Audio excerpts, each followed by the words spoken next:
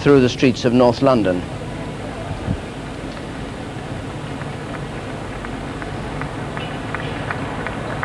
Well, some flowers still thrown and applause as it passes, but what a spectacular turnout of people, and there beside the motorway as well, breaking through onto the motorway,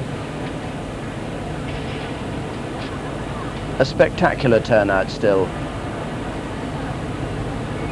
as the hearse continues to head north towards the family home where the committal service will take place later this afternoon, with just the very close members of the Princess's family present.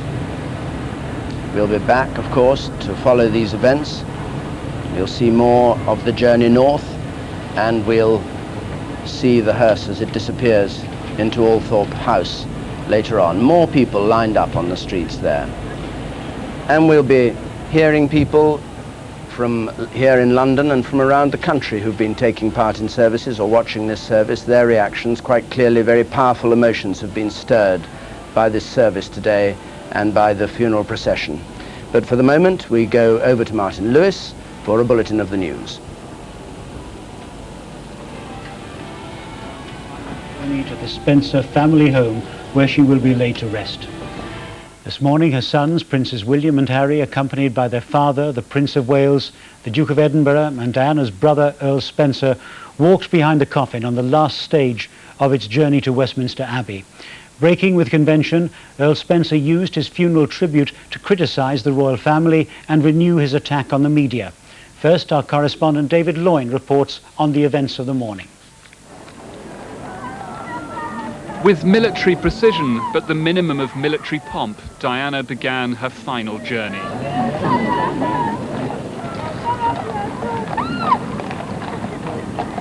There was some crying and shouts of bless you," at the start, but most of the crowd preferred to watch and mourn in silence as the coffin travelled the 4-mile route from her London home, Kensington Palace, where it had rested overnight, to Westminster Abbey. Stripped of all the usual trappings of a royal funeral, with just her pallbearers from the Welsh Guards and horses led by the King's troop, it made its solitary journey. Lonely, but not alone, for the people whose pressure has forced so many changes in the arrangements this week have come out in force today, lining the route which was lengthened so that more could see. At Buckingham Palace, which has become a shrine, the Queen led other members of the royal family to pay their respects at the side of the road, just like thousands of her subjects were doing. And with them, the Duchess of York, who shared so much with Diana. The 3 wreaths on the coffin were from Diana's brother, Earl Spencer, and her 2 sons, the Princes William and Harry. One carried only the single word, Mummy. And then, for the 2 boys, the hardest moment of their young lives. Walking with their father, uncle and grandfather, following the coffin for the last part of this sad journey. And behind them, not dignitaries or soldiers or marching bands, but 500 invited members of Diana's charities. The flexibility and spontaneity and care she showed in her life, reflected now after her death. Earl Spencer put a consoling arm around Prince Harry's shoulder at Horse Guards before they came out again into the sunlight of Whitehall. There was little formal protocol in the guest list for Westminster Abbey. Luciano Pavarotti arrived to applause from the crowd. He said he was too upset to sing. Elton John would sing. He came with George Michael. And there were other friends of the Princess of Wales, Richard Branson and Lord Attenborough, as well as more expected members of the British establishment, the Prime Minister, Leader of the Opposition and Foreign Secretary, among others. Mohammed Al Fayed, the father of Dodi, who was Diana's companion on the day she died, arrived visibly moved. And the Queen Mother came separately from most of her family. She is as old as the century and can never have believed that she would see this day. But this was not the royal family's day, it was the Spencers. Diana's mother and her two sisters were closely involved in deciding the order of service.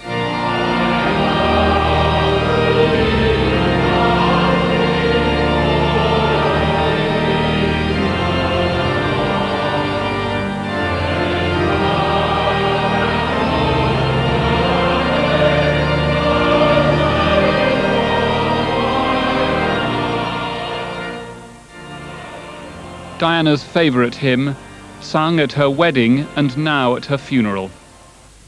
In her life, the Dean of Westminster led the prayers, urging those who listened to commit themselves as Diana had to caring for others.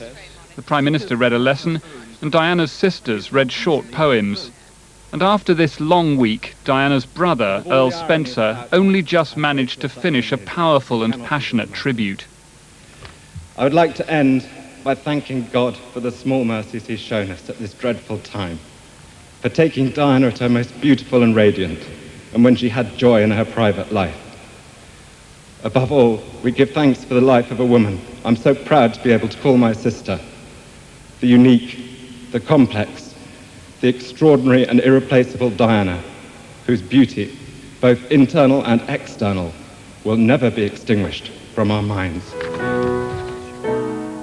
Goodbye, England's rose. May you well grow in our hearts. You are the grace that placed yourselves where lives were torn apart. You called out to our country, and you whispered to those in pain. Now you belong to heaven, and the stars spell out your name. The coffin paused at the end of the church for a minute of silence, observed here and across the land.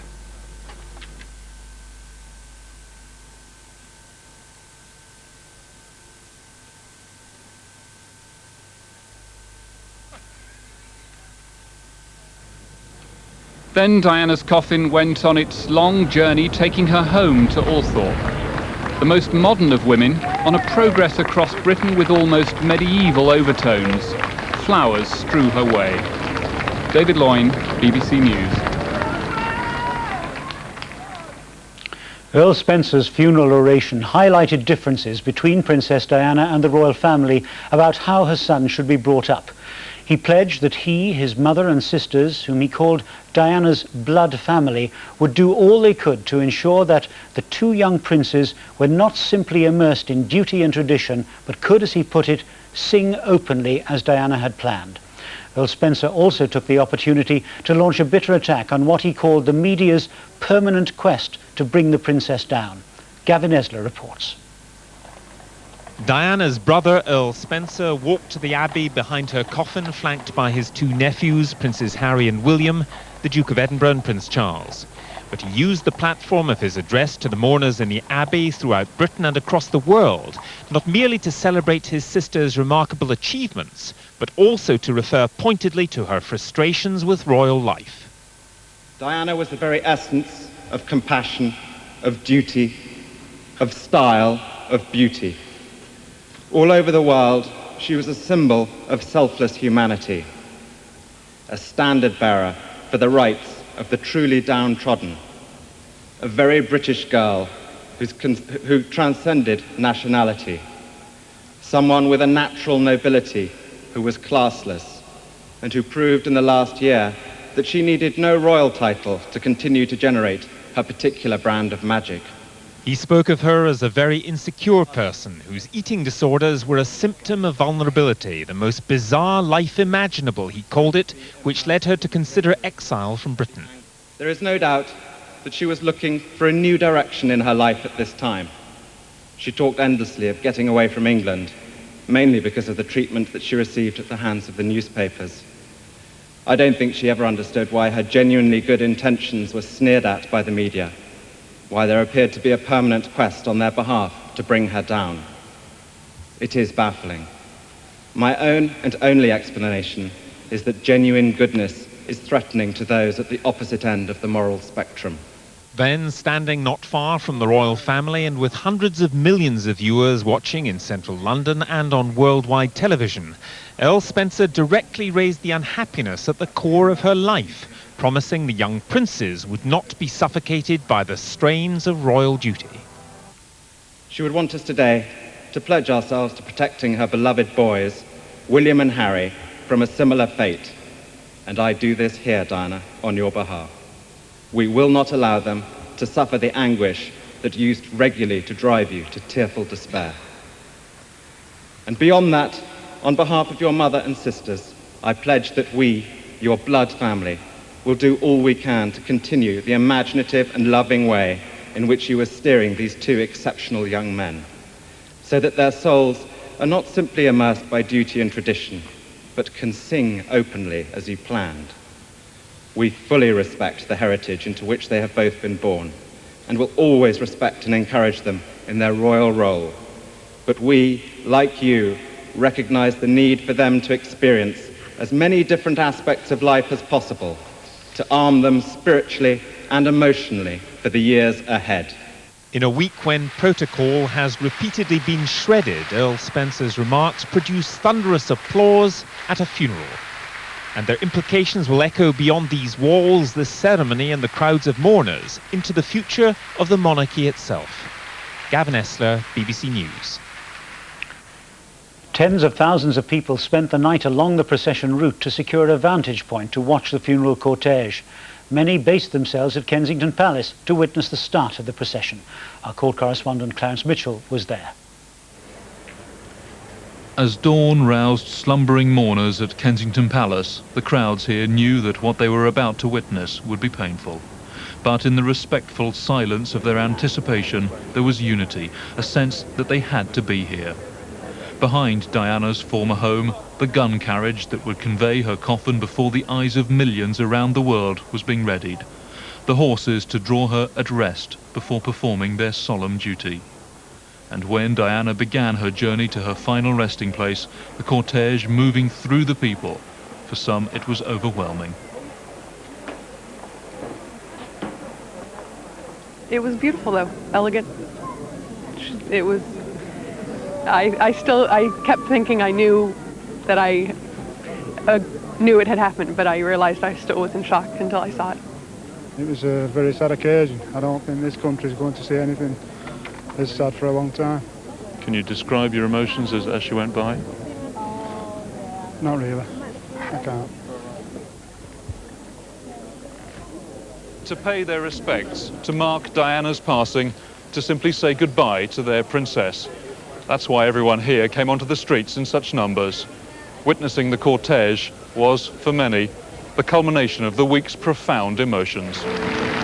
Goodbye, Rose.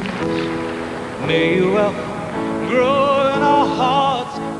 And for the thousands watching the service on huge video screens at Hyde Park, the involvement was total. This was the tribute so many wanted for Diana, the woman whose radiance touched people across the world, her life being celebrated in the sunshine of a late summer's day. Clarence Mitchell, BBC News. And the stars fell out your name. Well, now a brief look at other news. Large crowds have gathered in Calcutta to pay their last respects to Mother Theresa, who died of a heart attack last night. Thousands of people have been waiting in heavy rain outside the headquarters of the Missionaries of Charity, which she founded nearly 50 years ago to help the poor of the city. Her funeral will be held next Saturday. And the conductor, Sir George Solti, one of the world's most highly respected musicians, has died at the age of 84. Sir George, a Hungarian who took British nationality in 1974, was known for his energetic conducting style. For 10 years he was music director at the Royal Opera House Covent Garden, and after that he worked with many of the world's leading orchestras. He was on holiday in the south of France when he died. Astronauts on Mir failed to find any sign of a leak during a 5.5-hour spacewalk today. Michael Foley and Anatoly Solyov examined 2 areas of the hull damaged in a collision with a supply ship last June, but couldn't find the puncture. They did manage to realign some of the solar panels that power the ship. That's all from the newsroom for the moment. Back now to David Dimbleby at Westminster Abbey. And here outside Westminster Abbey we will continue to watch the funeral cortege, the hearse that's taking the princess up to Northampton for her burial later this afternoon. And we'll be hearing from people who've followed the hearse when it left Kensington Palace and came to Westminster Abbey, and when it went from Westminster Abbey on its way through North London, hear from people about their reaction to what was said and to the service itself. But I'm joined here now by somebody who was inside the Abbey, the distinguished figure of Lord Attenborough. Just tell us what it was like, first of all, to be part of that service